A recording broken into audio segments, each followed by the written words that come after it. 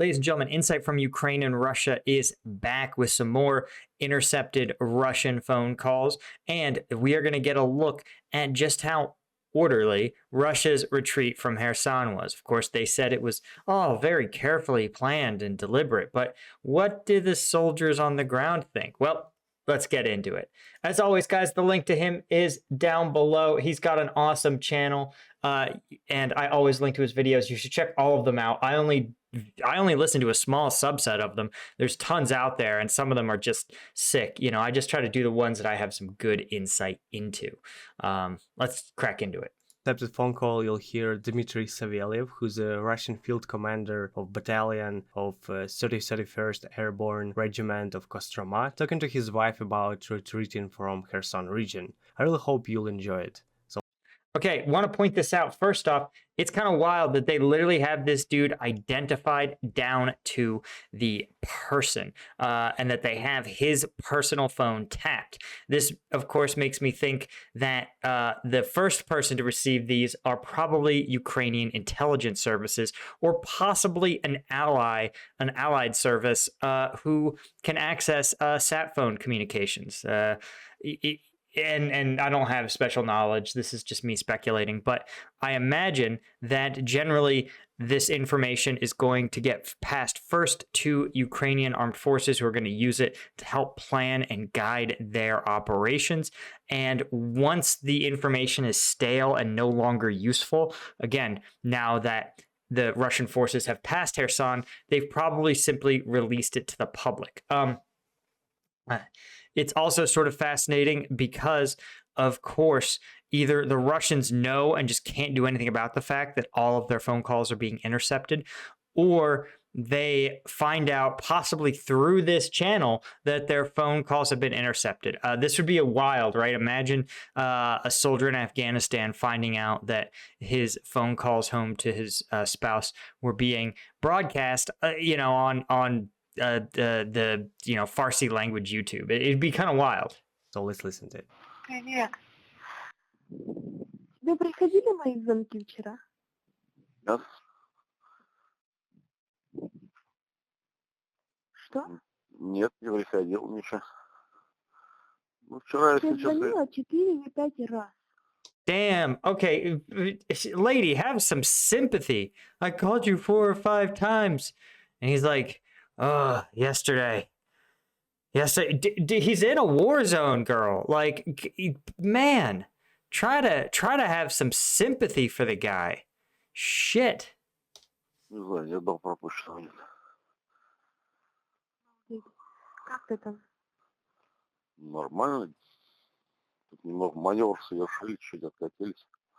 If you followed this channel, you know that being a dissident in Russia is high risk. But we live in a time where anyone can become the victim of hackers or cyber criminals, regardless of how much or how little you share of your opinions online. That's why I wanted to talk about today's sponsor, Atlas VPN. Check out Atlas's Steel Black Friday deal, because you can get Atlas VPN Premium for just $1.70 a month with 6 months free, with a 30-day money-back guarantee.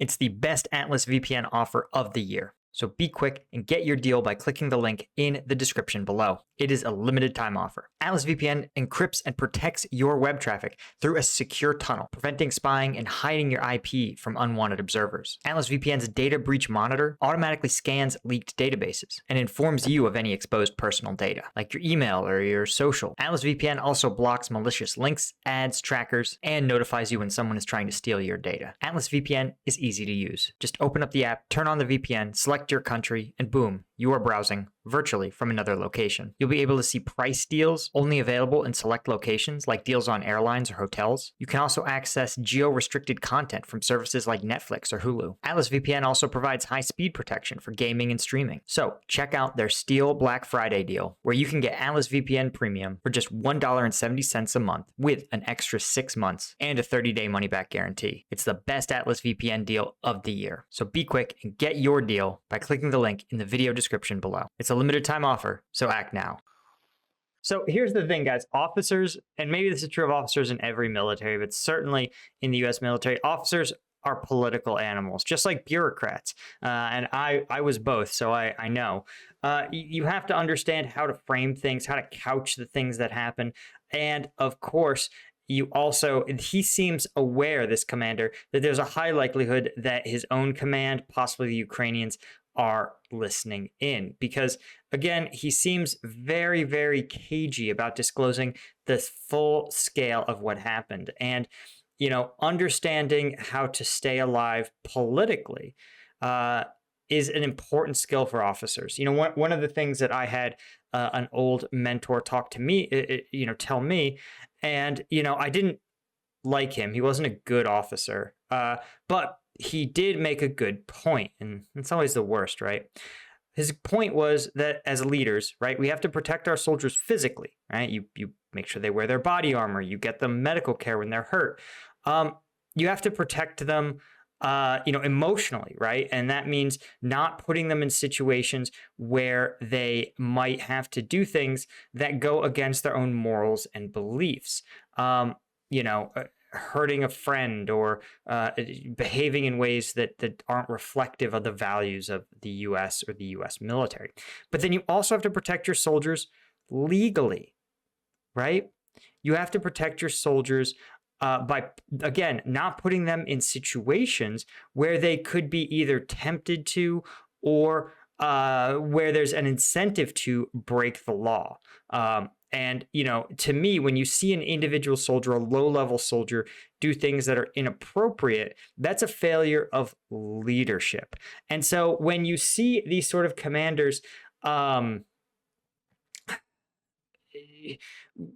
carefully maneuver their speaking, choose their words very carefully. This is part of that political survival mechanism that's deeply, deeply instilled in officers, right? And, performed a maneuver. Listen, we all saw the map, guys. This isn't a maneuver. This isn't a little maneuver. This was a full-scale withdrawal. Что? Откатились, говорю, чуть-чуть назад. Вопрос Дубчана. такой. А? Okay, dude Cheney. All right. Of course, you know me, guys. I'm always going to get you. Oh, we are going to check out the map. Duh. Wait, you think I was going to let him just name locations and I wasn't going to vet it? Hell nah. Hell nah. Maybe. If my browser will cooperate. Okay. Let's see where Dude Cheney is.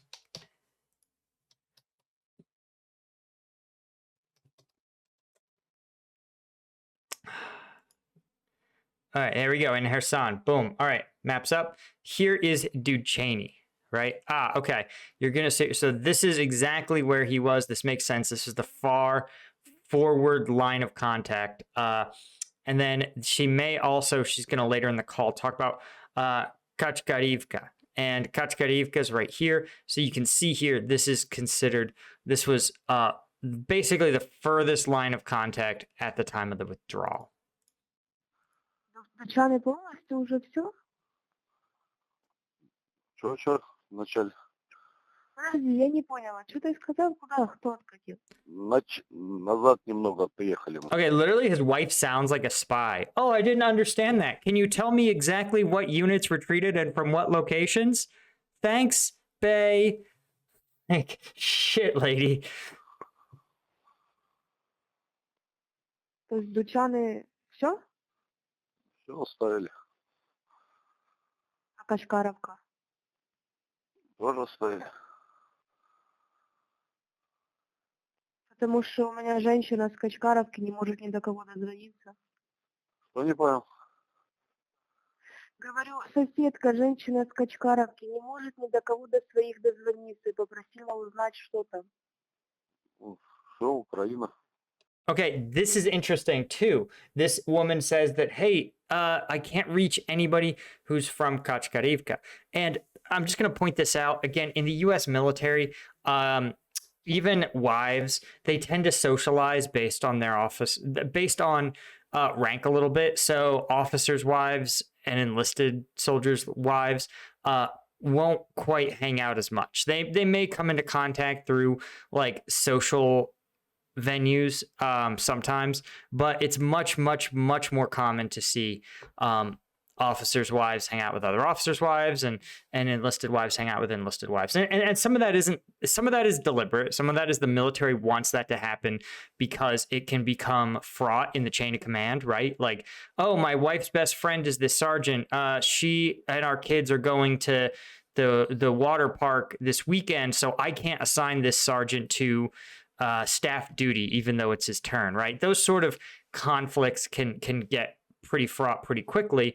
But also there's just a socioeconomic component to it. You know, officers, 100% college educated, enlisted soldiers, only a tiny minority have any college at all. And so they just tend to draw from different socioeconomic strata.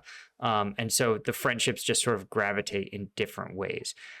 So what they mean is, I can't reach anyone in Kachkarivka, because probably she means, hey, the other officers' wives, none of them can reach anyone in Kachkarivka, which would make sense if the headquarters element, right, the rear area, they are going to be the ones to withdraw first. It sounds like that's what Russia did.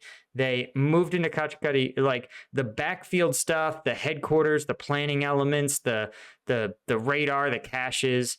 They moved all that behind the Dnipro, and then finally the fighting forces began their retreat. That seems like how Russia tried to structure this. So that's probably what she's talking about. Обалдеть. С тобой все нормально? Да без происшествий. Охереть. А? И до какого момента оставили? Не знаю, не вижу руководства. This is really interesting. See, now he starts to be like, shit. I can't disclose this. It's almost like he knows he's being listened to, because he definitely knows how far he's retreated. He knows where he is. You know, he's a commander, right? He knows where his unit is. And all of a sudden he's like, I don't know. I'm not the one who ordered it. Like, this dude knows Ukrainians are listening in, but he also sounds like someone who's so isolated that he just needs to vent.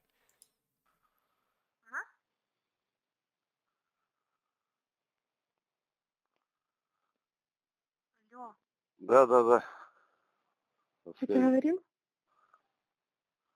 Ничего не говорил. Я говорю, до какого момента оставили? Не знаю. Руководство-то не я же принимаю решение. Нет, но я не в том плане, вот Качкаровку отдали, а дальше нет? Или да? Я думаю, до Днепра. Всегда Днепр выйдем. And the wife, who doesn't seem to understand this, says everything. She keeps pushing him, and finally he's like, everything on the right bank of the Dnipro. Soon we'll get across the Dnipro, I guess. So this is probably the last phase before they all cross the bridge. He was probably one of the later units to cross the bridge. Когда-нибудь. In the next interception, you'll hear only the wife talking to her husband, who's in Ukraine right now. This phone call was called on November 14th, so let's listen to it. Привет, Олечка.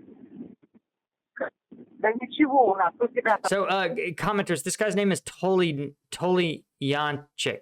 That doesn't sound like a like Euro Russian name. Is that a particular ethnic or linguistic minority in Russia that would have that name? Let me know in the comments. Там как? Слава Богу. Ты там же не был? Никуда не выводят? Не дай Бог, сиди и молись.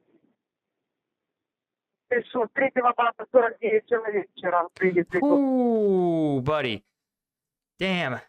This is one of the problems that a lot of militaries have. And it was actually sort of a huge PR disaster in the First World War. The government at the time had this policy where you got to serve with your lads. And so they would sit there and go to some random town in the UK, and they would say, hey, we need people to fight for the war. Sign up and you and all your schoolmates will be able to join the same regiment. And people said, okay, I could tolerate my school friends. You know, I don't know if I would go to combat with people I went to high school with, but you know, it was 1919 or whatever, 1914. And so they had this program. The problem is that the problem is stuff like this would happen, right? There you'd have one battalion who's like, you're gonna hold the line against the Ukrainians while the airborne forces retreat without incident, and the whole battalion would get just battered, just mollywopped. And so it would mean that in this one town, like an entire graduating class of men, really young boys, would be reported dead in like a week, right? So like the whole town would just have like one horrific day where, you know, 1 in 10 families would lose a son. You would have these insane outcomes. And so then, you know, the UK was like, okay, we have to find a better way to do this. This is why actually there are stories about even brothers where if, you know, it would be too much of a bad PR for the World War II government of the US to see an entire family's sons wiped out. So like if you had 2 sons that died, that third son, they were like, we are not going to let you get killed. That's the plot of Saving Private Ryan, actually. Третьего, да, вашего, которые расформировали, то первый кого-то покидали, помню? На мою, так что это? This is what we've talked about in other videos. When units take a certain level of casualties, they will have to disband the unit and reconsolidate them with another battalion to form one operational battalion. It sounds like that's what happened here. And then it sounds like this operational battalion was then also absolutely crushed. Thank you so much for your attention and support. Please leave a like and comment below this video to help me out on YouTube. Yep, you guys know it. I'm good for it. 18,000 likes, but your boy's giving him 18,001. I'm already subscribed. He's a great it's a great channel, man. And really, whoever his hookup is, I don't know, but I think really it's got to be someone, it's got to be coming to him from the Ukrainian intelligence, whether that's direct or a couple steps removed. Anyway, this is some fascinating stuff, guys, some fascinating OSINT. As always, thank you so much for joining and for just being a fan of the channel. Of course, if you want the combat video breakdowns that are too spicy for YouTube, the kind YouTube definitely won't let me show you anymore, you want to become a member of the Patreon. Here's all my lieutenant tier patrons. You guys are the ones who make this whole thing possible. Thank you all so much. See you in the next one.